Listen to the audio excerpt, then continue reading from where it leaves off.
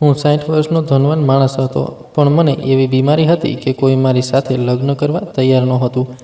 એટલે મજબૂરીમાં મેં વારસ માટે 18 વર્ષની એક વેશ્યા સાથે લગ્ન કરી લીધા.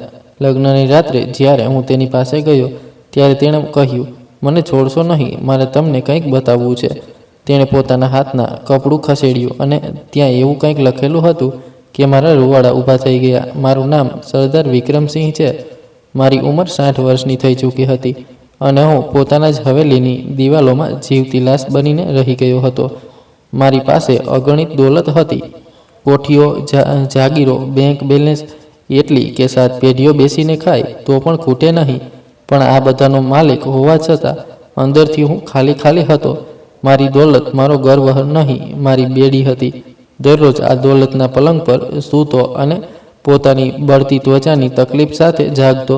મને એક અજીબ બીમારી હતી. ડૉક્ટરો તેને ગંભીર ત્વચા રોગ કહેતા, હકીમ લોહીનો વિકાર કહેતા અને લોકો ભગવાનની સજા કહેતા. મારી ત્વચા મારી રહી નહોતી, લાલ છાલોથી ભરેલી, હંમેશા બળતી રહેતી. મેં દરેક જગ્યાએ ઈલાજ કરાવ્યો, લંડન, સ્વિટ્ઝરલેન્ડ, હકીમો, જડીબુટ્ટીઓ, દરગાહો, કંઈ ફાયદો ન થયો. બાળપણમાં હું બિલકુલ સ્વસ્થ હતો અને જવાનીમાં ખૂબ જ સુંદર ગણાતો હતો.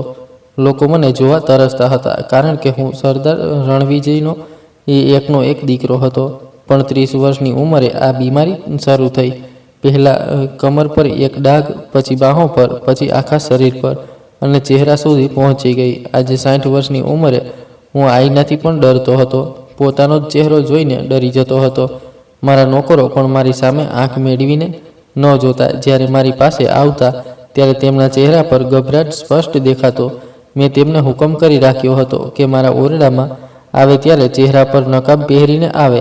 તેમને લાગતું કે હું તેમના સ્વાસ્થ્યની ચિંતા કરું છું, પણ સાચું એ હતું કે હું તેમની આંખોમાં પોતાના માટેની નફરત જોઈ શકતો નહોતો. હું એકદમ એકલો હતો. મારી પત્ની 20 વર્ષ પહેલાં મરી ગઈ હતી, અથવા કદાચ તેને મારી નાખવામાં આવી હતી. આજ દિન સુધી મને સત્ય ખબર ન પડી. તે મારી જવાનીનો પ્રેમ હતી, ખૂબ સુંદર અને જીવંત દિલવાળી. કદાચ મારી બીમારીની હાલત જોઈને તે સહન ન કરી શકી. તે પછી મેં ફક્ત દોલત કમાઈ, પોતાની બીમારી છુપાવી અને વધુને વધુ એકલો થતો ગયો. હવે હું 60 વર્ષનો હતો. મારી હાડકાં નબળી પડી રહી હતી અને મને એક જ ડર સતાવતો હતો, વારસનો. મારો કોઈ પોતાનું નહોતું, ના દીકરો ના દીકરી. મારા મરતા જ દૂરના સગાઓ આ હવેલી અને મારી કમાણી પર તૂટી પડશે અને બધું વહેંચી લેશે. આ વિચાર મને બીમારી કરતાં વધુ તકલીફ આપતો હતો. મને કોઈ પણ કિંમતે એક વારસ જોઈતો હતો. ગત 5 વર્ષમાં મેં અનેક ખાનદાનોમાં લગ્નનો સંદેશો મોકલ્યો.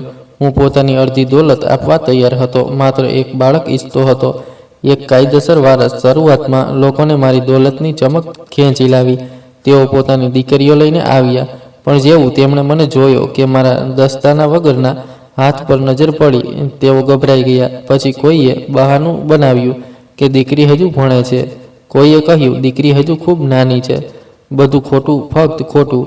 સત્ય એ હતું કે કોઈ પોતાની દીકરીને એવા માણસને આપવા તૈયાર નહોતું જેનું શરીર સડી રહ્યું હોય અને જેનો ચહેરો ડરાવનો હોય. કોઈ પોતાની દીકરીને મારા પલંગ સુધી મોકલવા તૈયાર નહોતું. હું ખૂબ થાકી ગયો હતો, તૂટી ગયો હતો. એ રાત્રે પણ એવું જ હતું. હું પોતાના સ્ટડી રૂમમાં બેઠો હતો. બહાર વારસદાર પડી રહ્યો હતો અને અંદર મારી ત્વચા બળી રહી હતી. મેં મારા મેનેજર રણવીરને બોલાવ્યો. રણવીર છેલ્લા 25 વર્ષથી મારી સાથે હતો, ખૂબ વફાદાર, અથવા એમ કહીએ કે માત્ર મારી દોલતનો વફાદાર. એ જ મારો આખો ધંધો સંભાળતો હતો. એ જ મારી આંખો અને કાન હતો. એ એક જ માણસ હતો જે મારી બીમારી હોવા છતાં મારી સામે આરામથી બેસી શકતો હતો, કારણ કે એ મારી બીમારી નહીં, મારી દોલત જોતો હતો. એ આવ્યો હંમેશની જેમ, કોઈ ભાવ વગર. સરદાર સાહેબ, તમે બોલાવ્યું. મારો અવાજ કંપતો હતો. મેં કહ્યું, રણવીર. બધાએ ના પાડી દીધી. આખરી આશા રાઠોડ ખાનદાન હતું, તેમણે પણ ઇનકાર કરી દીધો. રણવીર ચૂપચાપ ઊભો રહ્યો. તેની આ શાંતિ મને અંદરથી ચીસ પાડવા મજબૂર કરતી હતી. મેં પૂછ્યું, હવે હું શું કરું રણવીર? મરી જાઉં? બધું એ લૂંટારાઓ માટે છોડી દઉં? રણવીર થોડી પળો વિચારતો રહ્યો, પછી ધીમેથી બોલ્યો, જો તમે નારાજ ન થાઓ તો એક રસ્તો છે. મેં તરત જ બેચેનીથી પૂછ્યું, કયો રસ્તો? એ બોલ્યો, ના ડૉક્ટર, ના ઈલાજ. તમને વારસ જોઈએ છે, એક બાળક, તમને પત્ની નથી જોઈતી, એક માં જોઈએ છે. હું ચોંકી ગયો. એટલે એ બોલ્યો, સારા ખાનદાન પોતાની દીકરીઓ માટે સમાજ અને ઇજ્જત જુએ છે, એટલે તમને ઠુકરાવે છે. પણ કેટલી જગ્યાએ ફક્ત સોદો થાય છે. આ સાંભળતા જ મારા કપાળ પર પરસેવો આવી ગયો, કારણ કે હું તેનો ઈશારો સમજી ગયો હતો. મેં કહ્યું, રણવીર, તું હોશમાં છે? તું મને બજાર જવા કહે છે? એણે માથું હલાવીને કહ્યું, ના સરદાર સાહેબ, બજાર જવાની વાત નથી. બજારમાંથી એક સોદો કરવાની વાત કરું છું. તમને એવી સ્ત્રી જોઈએ જે તમને વારસ આપી શકે અને બદલામાં એટલી કિંમત લઈ શકે જેટલી તમે આપવા માંગો છો. આ સાંભળીને મારું લોહી ઉકળી ગયું. શું એક વેશ્યા મારા વારસની માં બનશે? લોકો શું કહેશે? રણવીરે હળવી ઠંડી સ્મિત સાથે કહ્યું, સરદાર સાહેબ, લોકો હમણાં પણ તમારા વિશે ઓછું શું કહે છે? લોકો તો તમારા મરવાની રાહ જોઈ રહ્યા છે. પણ જ્યારે તમારો વારસ આ હવેલીમાં જન્મ લેશે ત્યારે કોઈની હિંમત નહીં હોય કે તેની માનું નામ પૂછે. બધા તેને ફક્ત સરદાર વિક્રમસિંહનો દીકરો કે દીકરી કહેશે. તેની વાતો મારા દિલમાં ઝેર જેવી ઉતરી રહી હતી. એ સાચું કહેતો હતો. મને તેના કરતાં વધુ વારસની જરૂર હતી. પણ મનમાં વિચાર આવ્યો, એક બજારૂ સ્ત્રી, તેનું લોહી, તેની ગંદકી. ત્યારે રણવીર મારી ખુરશીની નજીક આવીને ખૂબ ધીમી અવાજમાં બોલ્યો, સરદાર સાહેબ, હું બધી વ્યવસ્થા કરી શકું છું.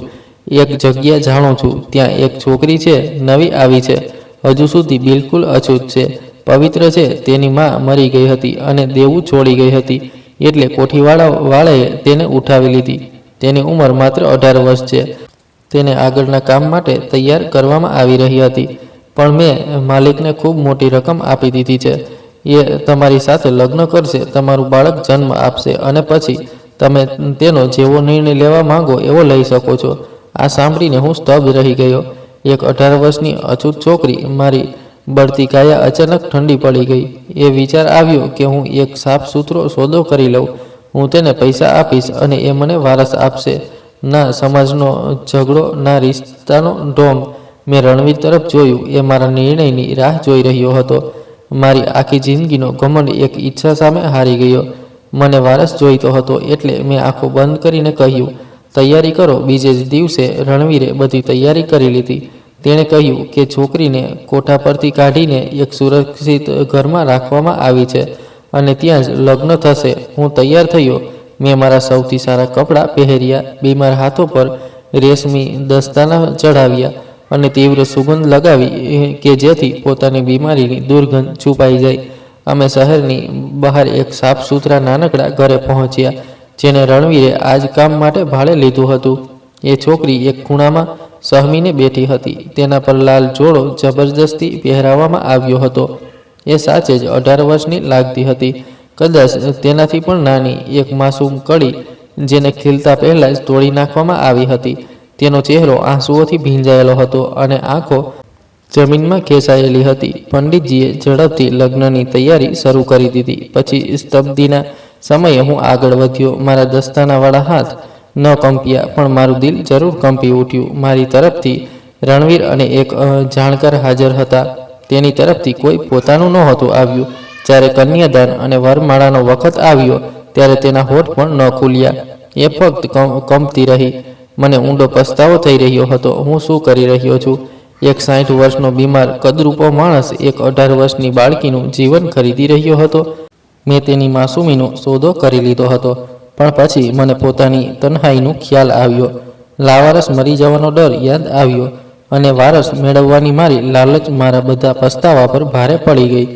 મેં તેની તરફ જોયું, પણ તેને એકવાર પણ મારી તરફ આંખ ન ઊંચી કરી. પાછા ફરતી વખતે અમે બંને બિલકુલ ચૂપ હતા. એ કારની પાછળની સીટ પર દૂર એક ખૂણામાં સુકાઈને બેઠી હતી, જાણે અમારી વચ્ચે આગાહ અંતર હોય. હું મારી બીમારી અને દોલતના ઘમંડમાં હતો અને એ પોતાના ડર અને ગરીબીમાં ઘેરાયેલી હતી. મને તેનું નામ પણ બરાબર યાદ નહોતું, કારણ કે મારે માટે એ ફક્ત એક સોદો હતી. એક વારસ આપવાનું સાધન. હવેલી પહોંચ્યા ત્યારે રાત ઘણી થઈ ગઈ હતી. મારા બધા નોકર ઊભા હતા. તેમની આંખોમાં આશ્ચર્ય અને થોડો ડર પણ હતો, કારણ કે તેઓ નવી સરદારણીને જોઈ રહ્યા હતા. રણવીરે તેમને પહેલેથી જ સખ્તાઈથી સમજાવી દીધું હતું, એટલે નોકરાણીઓ તેને સીધી મારા ઓરડામાં લઈ ગઈ. એ જ ઓરડો જે મારી પત્નીના મૃત્યુ પછી 20 વર્ષથી ખાલી પડ્યો હતો, અથવા એમ કહીએ કે મારી બીમારીને કારણે ભરેલો હતો. હું થોડીવાર પોતાના સ્ટડી રૂમમાં બેઠો રહ્યો, પોતાની જાતને સંભાળતો રહ્યો. હું જાણતો હતો કે હું પતિ નથી, એક ખરીદનાર છું, અને આજે મારે પોતાની ખરીદેલી ચીજનો સામનો કરવાનો હતો. જ્યારે હું ઓરડામાં ગયો ત્યારે એ પલંગના ખૂણામાં ઘૂંટણમાં માથું દઈને બેઠી હતી. એ જ લાલ જોડો હજુ પણ પહેરેલો હતો. મેં બારણું બંધ કર્યું. અવાજ સાંભળીને તેણે માથું ઊંચક્યું, અને તેની આંખોમાં જે ડર હતો તે જોઈને હું અંદર સુધી હલી ગયો. એ મને એમ જોઈ રહી હતી જાણે સામે મોત ઊભું હોય. તેની નજર મારા ચહેરા પર, મારી ખરાબ ત્વચા પર, બગડેલા નખ પર અને પછી મારા દસ્તાના પર ગઈ. તેને સમજાઈ ગયું હતું કે હું કયા રોગમાંથી પસાર થઈ રહ્યો છું. એ મારી શકલથી ડરી હતી, અને એ વાતથી પણ કે તેને પોતાનું આખું જીવન મારા જેવા માણસ સાથે ગાળવું પડશે. મારું મન થયું કે હું તેને કહી દઉં કે હું પોતે દરરોજ આઈનામાં પોતાના ચહેરાથી આ જ નફરત અનુભવું છું.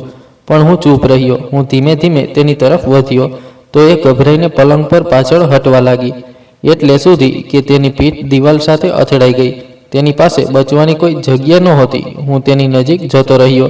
કદાચ હું તેની સાથે વાત કરવા માંગતો હતો, તેને ભરોસો આપવા માંગતો હતો, કે માત્ર એટલું કહેવા માંગતો હતો કે મને તેનાથી કોઈ નુકસાન નથી, મને ફક્ત એક વારસ જોઈએ છે.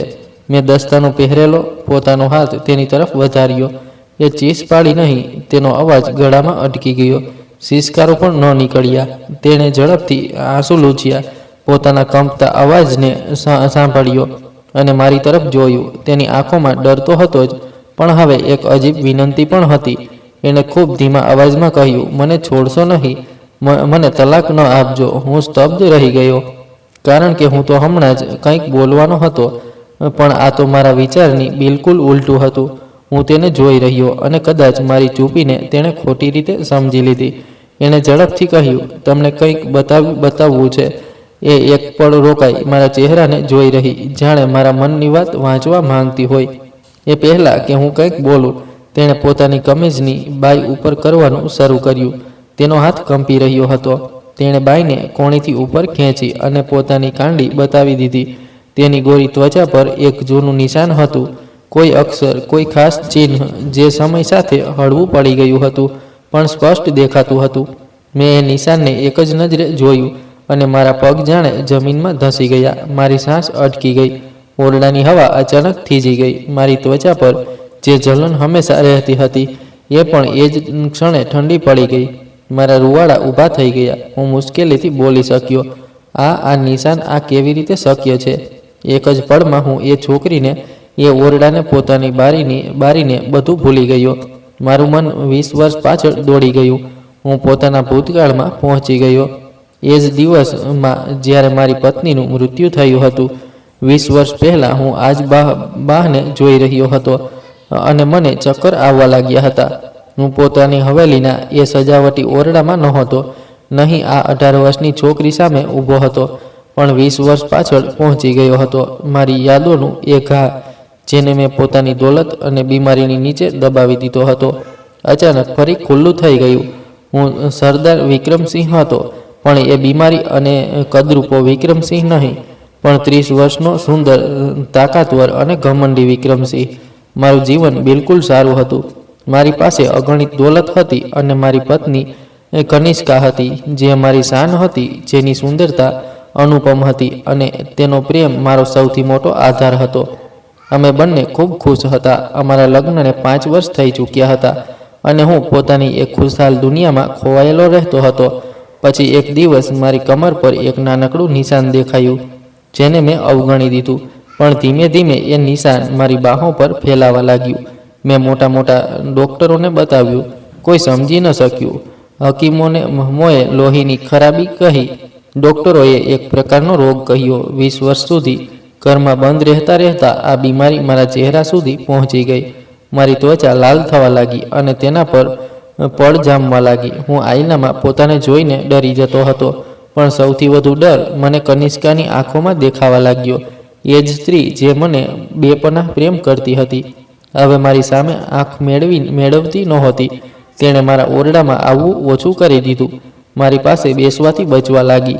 પહેલાં તે કહેતી કે કદાચ આ બીમારી ચેપી છે, પણ જ્યારે ડૉક્ટરોએ કહ્યું કે એવું નથી તો પણ તેનો ડર અને દૂરી ઓછી ન થઈ. તેનું બહાનું બદલાતું ગયું, પણ તેનું મન ન બદલ્યું. એક રાત્રે મેં તેને સમજાવવાનો પ્રયત્ન કર્યો. જ્યારે હું તેની પાસે ગયો તો એ અચાનક પાછળ હટી ગઈ. તેના ચહેરા પર ધૃણા સ્પષ્ટ દેખાતી હતી. એણે ચીસ પાડીને કહ્યું, મારાથી દૂર રહો વિક્રમસિંહ, મને તમારાથી ધૃણા થાય છે. હું તમારી આ કદરૂપી ત્વચા હવે જોઈ નથી શકતી. હું એવા માણસ સાથે નહીં રહી શકતી જેનું શરીર ધીમે ધીમે સડી રહ્યું હોય. તેના આ શબ્દો મારી બીમાર ત્વચાની જલન કરતાંય વધુ દુઃખ આપનારા હતા. એ રાત્રે હું અંદરથી તૂટી ગયો હતો.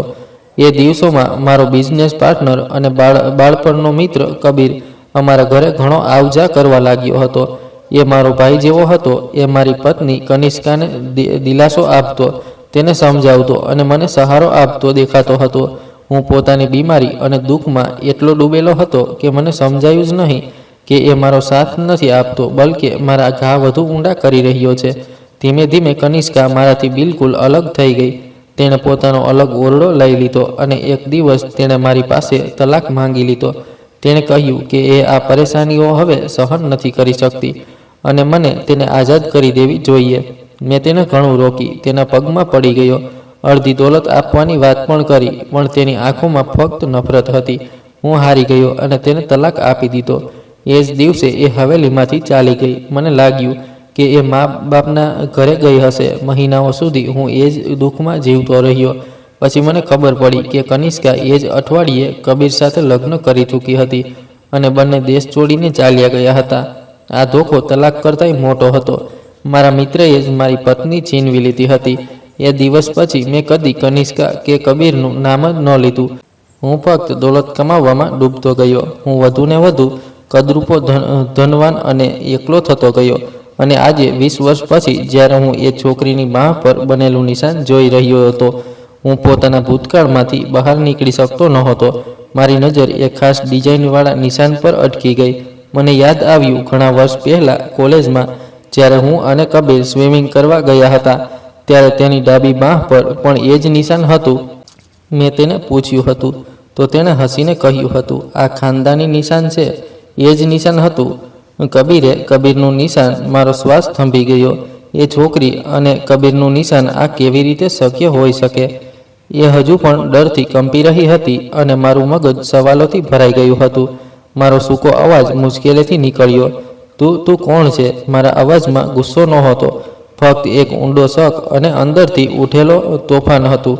છોકરીએ મારો અવાજ સાંભળતા જ ઝડપથી પોતાની બાહ છુપાવી લીધી અને બાય નીચે ખેંચી લીધી. એ હકલાતી હતી, હું એ જ છું જેની સાથે તમે લગ્ન કર્યા છે. એની આ વાત એટલી અજીબ હતી કે મને ગુસ્સો પણ ન આવ્યો. હું એક પગલું આગળ વધ્યો અને તેની બાહ તરફ ઇશારો કરીને પૂછ્યું, આ નિશાન કેવી રીતે આવ્યું? સાચું કહે. એ એકદમ રડવા લાગી. મને ખબર નથી, ભગવાન કસમ, મને ખબર નથી. મેં સખ્તાઈથી કહ્યું, ખોટું ન બોલ, તું કબીરને ઓળખે છે? કબીરનું નામ સાંભળતા જ તેના રડતા ચહેરા પર એક પળ માટે આશ્ચર્ય આવી ગયું, જાણે એણે આ નામ પહેલીવાર સાંભળ્યું હોય અથવા કદાચ એ તેનાથી ડરી ગઈ હોય. એણે ઝડપથી માથું હલાવ્યું. ના, હું કોઈ કબીરને નથી ઓળખતી. મેં ફરી દબાણ કરીને પૂછ્યું, તો પછી આ નિશાન કેવી રીતે આવ્યું? આ કોઈ સંયોગ નથી, આ તો એક જ માણસનું નિશાન છે. એ તારા સુધી કેવી રીતે પહોંચ્યું?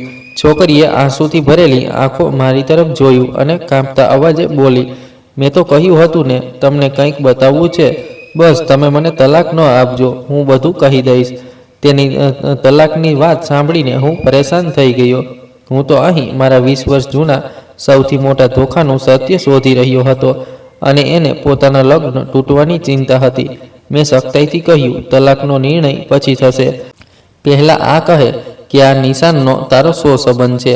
તારી માં કોણ છે? માનું નામ સાંભળતા જ એ એકદમ ચૂપ થઈ ગઈ. તેનો ચહેરો પીળો પડી ગયો, જાણે એને કોઈ ભૂત જોઈ લીધું હોય. એણે પોતાનો ચહેરો બંને હાથે ઢાંકી દીધો અને ખામોશ થઈ ગઈ. મારી ગૂંચવણ હવે શકમાં બદલાઈ રહી હતી અને એ છોકરીની આગળની વાતોએ મારી અંદર નવું તોફાન ઊભું કરી દીધું.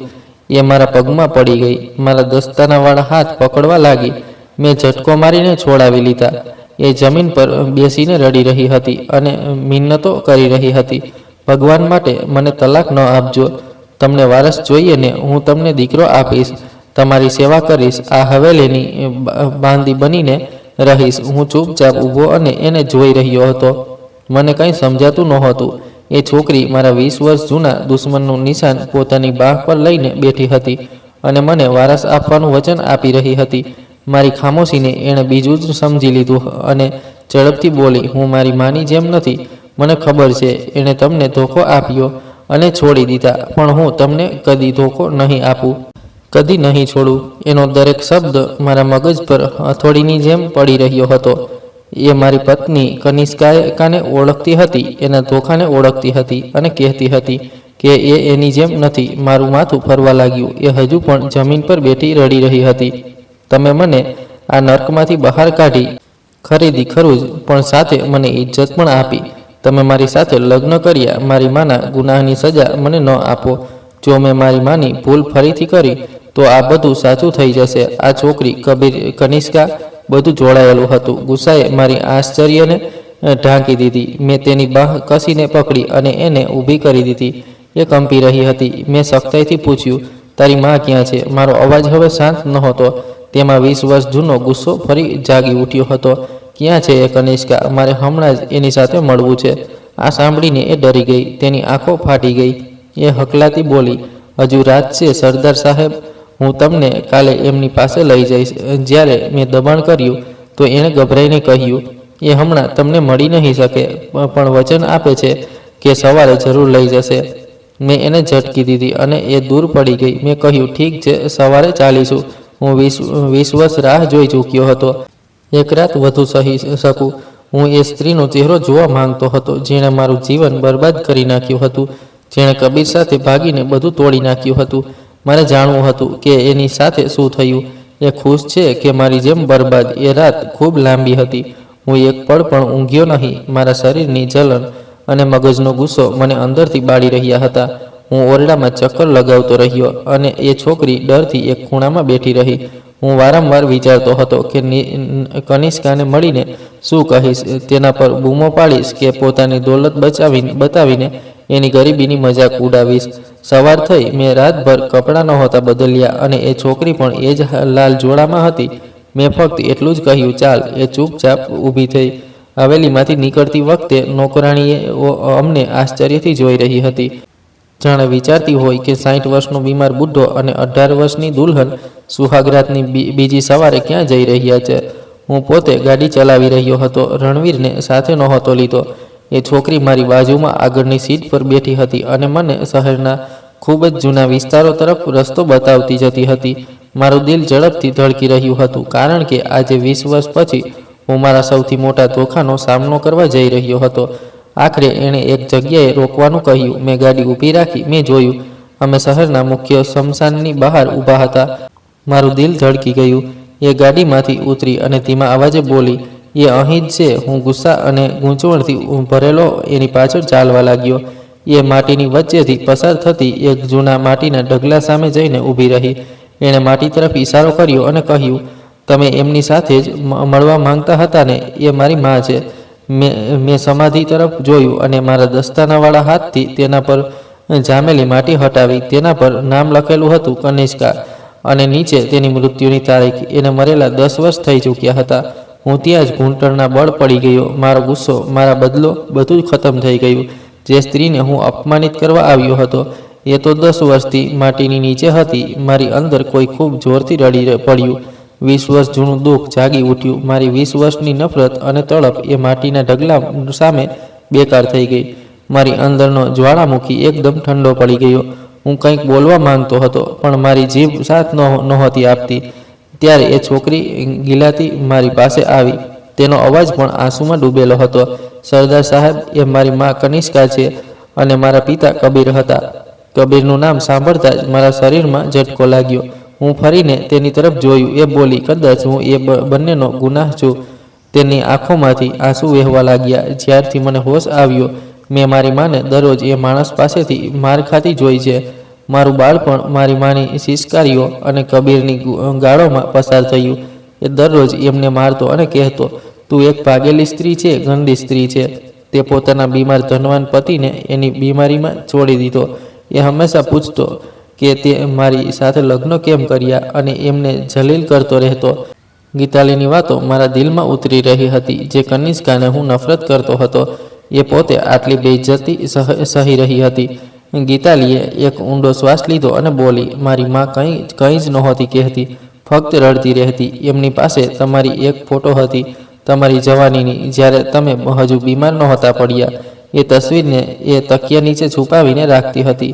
જ્યારે કબીર ઘરે નહોતો ત્યારે એ તસવીરને છાતી સાથે ચોંટાડીને કલાકો સુધી રડતી રહેતી. કહેતી કે એણે ગુનો કર્યો છે, એણે પોતાના વિક્રમસિંહને ધોખો આપ્યો છે.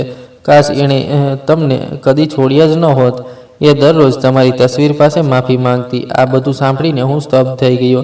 જે સ્ત્રી મારાથી ભાગી ગઈ હતી એ પણ મારા જ સહારે જીવી રહી હતી. ગીતાલીએ ફરી બાય ઉપર કરી અને કહ્યું, અને આ નિશાન એ મારી બાહ પર એ જ દિવસથી છે જ્યારથી હું જન્મી. મારી માં કહેતી કે આ નિશાન બિલકુલ એવું જ છે જેવું મારા બાપ કબીરની બાહ પર હતું. આ વાત સાંભળતા જ મારો જૂનો ઝેર ફરીથી ઉભરો થઈ ઉઠ્યો. મને સમજાઈ ગયું કે આ છોકરી મારા દુશ્મનની નિશાની છે, એ જ તેનું લોહી છે. મારી માં આ નિશાનથી નફરત કરતી હતી. કહેતી કે આ મનહૂસ છે, આપણા જૂના ગુનાહોની યાદ છે. મારું મગજ શૂન્ય થઈ ગયું. ગીતાલીએ પોતાની વાત આગળ વધારી, જ્યારે કબીરનો ધંધો ડૂબી ગયો ત્યારે જે દોલત તમારી પાસેથી લઈને ભાગ્યો હતો એ પણ એણે ઉડાવી દીધી. અમે રસ્તા પર આવી ગયા. મારી માં ખૂબ બીમાર પડી ગઈ અને દવા માટે પૈસા નહોતા. કબીરે એનો ઈલાજ ન કરાવ્યો. કહેતો કે મરી જશે તો સારું. આખરે એ મરી ગઈ. ગીતાલી થોડી પળો રોકાઈ, પછી બોલી, એ પછી એ માણસ પૂરેપૂરો યવાન બની ગયો. એ મને પણ મારવા લાગ્યો. કહેતો કે હું પણ મારી માં જેવી જ મનહૂસ છું, એ જ લોહી છું.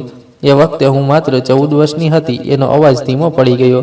એક રાત્રે કબીર મને એક ઘરે લઈ ગયો અને જુગારના દેવાના બદલામાં મને વેચી દીધી. આ સાંભળીને હું અંદરથી હલી ગયો. એણે કહ્યું, કબીરે મને ઠેકા પર વેચી દીધી. આ કહેતા જ એ ફૂટી ફૂટીને રડી પડી. હું 4 વર્ષ એ નર્કમાં રહી. હું ત્યાં મરવા નહોતી માંગતી. કોઠેવાળી કહેતી કે હું ખાસ છું. એ મારા 18 વર્ષના થવાની રાહ જોઈ રહી હતી કે મને શહેરના સૌથી મોટા માણસને વેચી શકે. પછી તમારો મેનેજર આવ્યો. એણે એટલી મોટી રકમ આપી કે માલકીને તરત જ મને તમારી પાસે સોંપી દીધી. એ ચૂપ થઈ ગઈ. શમશાનની શાંતિમાં ફક્ત મારી શિષ્કારીઓ હતી. ત્યારે પણ મેં તમને જોયા. હું તમને ઓળખી ગઈ હતી.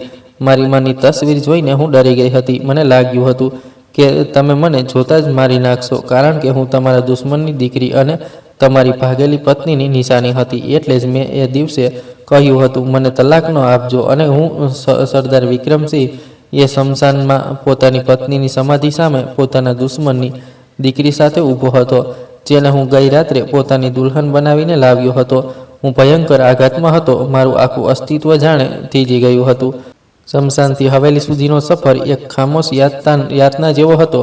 હું ગાડી ચલાવી રહ્યો હતો અને મારા હાથ સ્ટીયરિંગ પર કાંપી રહ્યા હતા. મારું મગજ શૂન્ય હતું. મારી બાજુની સીટ પર મારા દુશ્મનની દીકરી બેઠી હતી, જેને હું પોતાની પત્ની બનાવીને લાવ્યો હતો. એ પણ ચૂપ હતી. કદાચ મારી પ્રતિક્રિયાથી ડરી ગઈ હતી. હું શી પ્રતિક્રિયા આપત? હું તો અંદરથી મરી ચૂક્યો હતો. મારી નફરત મારી પત્નીની સમાધિ પર ખતમ થઈ ગઈ હતી અને હવે મારી પાસે ફક્ત એક ઊંડી ટીસ રહી ગઈ હતી. હવેલી પહોંચીને હું ગાડીમાંથી ઉતર્યો અને સીધો પોતાના ઓરડામાં ચાલ્યો ગયો. મેં પાછળ વળીને એને જોયું પણ નહીં. મને ખબર નહીં કે એ મારી પાછળ આવી કે નહીં. મારા નોકર મને એ હાલતમાં જોઈને ડરી ગયા. મેં ઓરડાનું બારણું અંદરથી બંધ કરી દીધું અને પલંગ પર પડવાને બદલે પોતાની એ જ ખુરશી પર ધબાકાથી પડી ગયો, જ્યાં બેસીને હું મારા ધંધાના નિર્ણયો લેતો હતો. આજે હું પોતાના જીવનનો નિર્ણય ન લઈ શકતો હતો. ત્યાં જ ગીતાલી ઓરડામાં આવી ગઈ. એને જોતાં જ મને લાગ્યું કે એ હવે 18 વર્ષની વેશ્યા નથી. એ મારા ભૂતકાળનું જીવતું દર્દ છે, મારા દુશ્મનનું લોહી, મારી બેવફા પત્નીની નિશાની. મેં એની સાથે કંઈ ન બોલ્યું, ફક્ત આંખો બંધ કરી લીધી. એને ઓરડામાંથી જવા કહેવાની હિંમત પણ ન રહી. ઘણા દિવસ વીતી ગયા. હું ઓરડામાં કેદ રહ્યો અને એ ચૂપચાપ એક ખૂણામાં બેઠી રહેતી. એ ક્યારેક ખાવાનું લઈને, ક્યારેક પાણી લઈને મારી પાસે આવવાનો પ્રયત્ન કરતી, પણ હું એનો હાથ હટાવી દેતો અને બૂમ પાડતો, દૂર રહે. એક રાત્રે એ મારી દવા લઈને આવી તો મેં ટ્રે ફેંકી દીધી અને કાચના ટુકડા આખા ઓરડામાં વેરાઈ ગયા. મેં ગુસ્સામાં કહ્યું, ચાલી જા, મને તારી હમદર્દી નથી જોઈતી. એ રડતા રડતા બોલી, હું ક્યાં જાઉં? મેં એની વાત કાપી. મેં તને ફક્ત વારસ માટે ખરીદી હતી, પોતાના દુશ્મનની દીકરી સાથે લગ્ન કરવા માટે નહીં. એ મારી પાસે આવી તો હું પાછળ હટી ગયો અને કહ્યું, મને અડશો નહીં. તને જોઈને મને કનિષ્કા યાદ આવે છે, એનો ધોખો યાદ આવે છે, કબીર યાદ આવે છે. તું એ બંનેનો ગુનો છે. એ જમીન પર બેસી ગઈ અને રડતા રડતા મારા પગ પકડવા લાગી. સરદાર સાહેબ, હું મારી મા જેવી નથી. એણે તમને છોડ્યા હતા, મેં કંઈ નથી કર્યું. હું તમને કદી નહીં છોડું. હું તમારી પત્ની છું, તમારી સંભાળ રાખીશ. મને દૂર ન કરો. પણ એની વાતોનો હવે મારા પર કોઈ અસર નહોતો થતો, કારણ કે મારું દિલ પથ્થર જેવું થઈ ગયું હતું.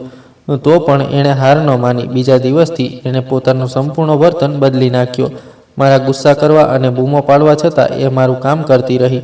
સમયસર મારી દવાઓ લાવતી, પોતાના હાથે મારા માટે ખોરાક બનાવતી. મારી બીમારીના કારણે મારા નોકર મારાથી દૂર રહેતા અને નકાબ પહેરીને ઓરડામાં આવતા, પણ એ નકાબ વગર જ મારી સામે આવતી.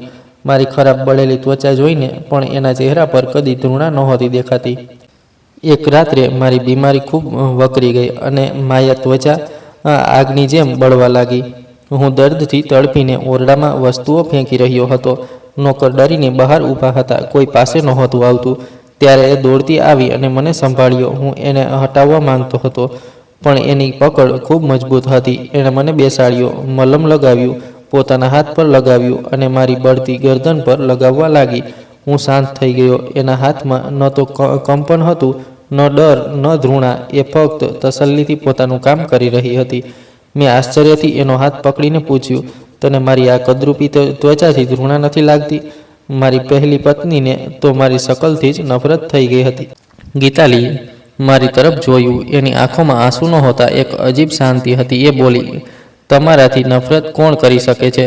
એના આ જવાબે મને ચોંકાવી દીધો. એ બોલી, તમે ખૂબ નેકદિલ છો. મેં કડવાશથી હસીને કહ્યું, હું એ જ છું જેણે તને ખરીદી છે. પણ એણે માથું હલાવીને કહ્યું, ના, તમે એ છો જેણે મને એ નર્કમાંથી બહાર કાઢી છે, જેણે મને મારા મા બાપના ગુનાહથી બચાવ્યો છે. મને નફરત ફક્ત એ જ માણસથી છે, મારા બાપ કબીરથી, જેણે મારી માને અને મને વેચી દીધી. તમે તો મને બચાવી છે. હું તમારાથી કેવી રીતે નફરત કરી શકું? હું એની વાતો સાંભળીને આશ્ચર્યથી એને જોઈ રહ્યો. એના આ શબ્દો મારા કાનમાં નહીં, મારી રૂહમાં ઉતરતા ગયા. આજ સુધી કોઈએ એમ નહોતું કહ્યું કે હું નેક દિલ છું. મારી આ બળેલી કદરૂપી ત્વચા પાછળ કોઈએ મારું દિલ નહોતું જોયું. મારી પત્ની કનિષ્કાએ પણ નહીં. પણ આ છોકરી, મારા દુશ્મનની દીકરીએ મારી નફરતની દિવાલમાં પહેલી તિરાડ પાડી દીધી. એ રાત્રે મેં એને મલમ લગાડતા રોકી નહીં. એના હાથના સ્પર્શમાં ધૃણા નહીં, એક અજીબ અપનત્વ અને સુકૂન હતું. એ રાત્રે પહેલીવાર મારા શરીરની જલન ઓછી થઈ અને મારી રૂહની આગ પણ ઠંડી પડવા લાગી. તે પછી બધું જ બદલાઈ ગયું. મેં એની સાથે ઝઘડવાનું છોડી દીધું, એને પોતાનાથી દૂર કરવાનું પણ છોડી દીધું. એ એક છાયાની જેમ મારી સાથે રહેવા લાગી. હવે એ ફક્ત મારી પત્ની ન રહી, એ મારી સંભાળ રાખનારી નર્સ, મારી દોસ્ત બની ગઈ. એ મારા માટે ખોરાક બનાવતી, પોતાના હાથે ખવડાવતી, મારી દવાનું ધ્યાન રાખતી, મને વાર્તાઓ સંભળાવતી અને મને હસવાનો પ્રયત્ન કરતી. હું જે 60 વર્ષનો બીમાર અને કદરૂપો માણસ હતો, વર્ષો પછી ફરીથી હસવા લાગ્યો હતો. હવેલીના નોકરો પણ આશ્ચર્યમાં હતા, કારણ કે તેઓ સરદાર વિક્રમસિંહને બદલતા જોઈ રહ્યા હતા.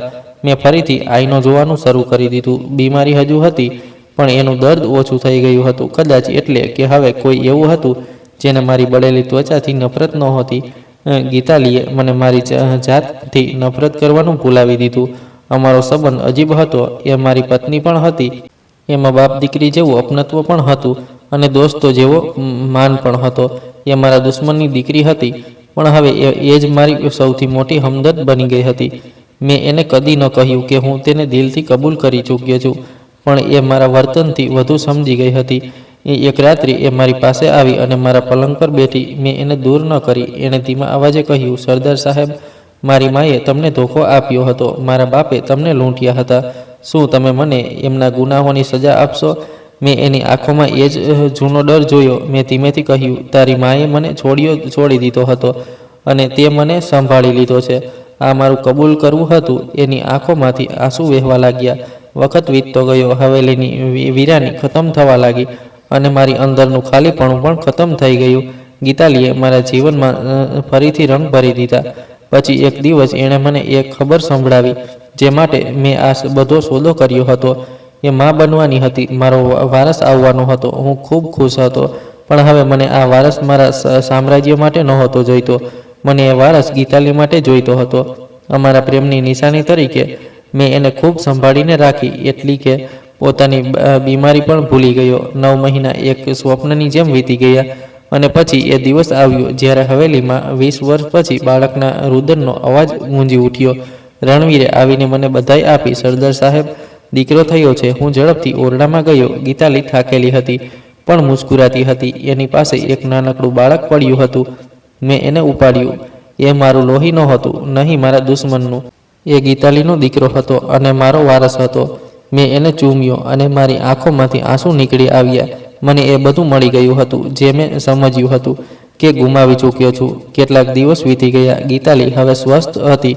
હું પોતાના દીકરા સાથે રમી રહ્યો હતો અને જિંદગીમાં પહેલીવાર આટલી ખુશી અનુભવી રહ્યો હતો. ગીતાલી મને જોઈ રહી હતી, પણ એની આંખોમાં ફરીથી એ જ જૂનો ડર પાછો આવી ગયો હતો. હું એની પાસે ગયો અને પૂછ્યું, શું થયું ગીતાલી? તું ખુશ નથી? એ મારી છાતી પર માથું ટેકવીને કંપતા અવાજે બોલી, સરદાર સાહેબ, હવે તો તમને તમારો વારસ મળી ગયો છે. હવે તમે મને છોડી તો નહીં દેશો ને? એની વાત સાંભળીને હું એક પળ થંભી ગયો. એનો ડર સાચો હતો, કારણ કે જે કારણથી મેં એને પોતાની સાથે લાવી હતી એ પૂરું થઈ ચૂક્યું હતું. હું ઈચ્છું તો એને તલાક આપી શકતો હતો. મેં એનો ચહેરો ઉપાડ્યો. એની આંખો આંસુથી ભરેલી હતી.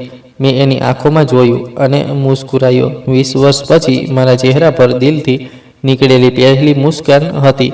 મેં એના શબ્દો દોહરાવ્યા, છોડી દઈશ પાગલ? પોતાની જિંદગીની આખરી ઉમેદને ભલા કોઈ છોડે છે? મેં એના કપાળને ચૂમ્યું. ગીતાલીએ ચેનની એક લાંબી શ્વાસ લીધી અને મારી બાહોમાં છુપાઈ ગઈ. હું વારસની શોધમાં એક સોદો કરવા આવ્યો હતો, પણ કિસ્મતે મને એના બદલે એક નવું જીવન અને સાચો પ્રેમ આપી દીધો. આ હતી આજની કહાની.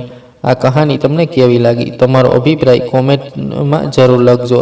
જો પસંદ આવી હોય તો લાઈક કરજો, ચેનલ સબસ્ક્રાઈબ કરજો અને બેલ આઇકન દબાવીને ઓલ પર સેટ કરી દેજો, જેથી નવી કહાનીઓની જાણકારી તરત મળી રહે. આભાર.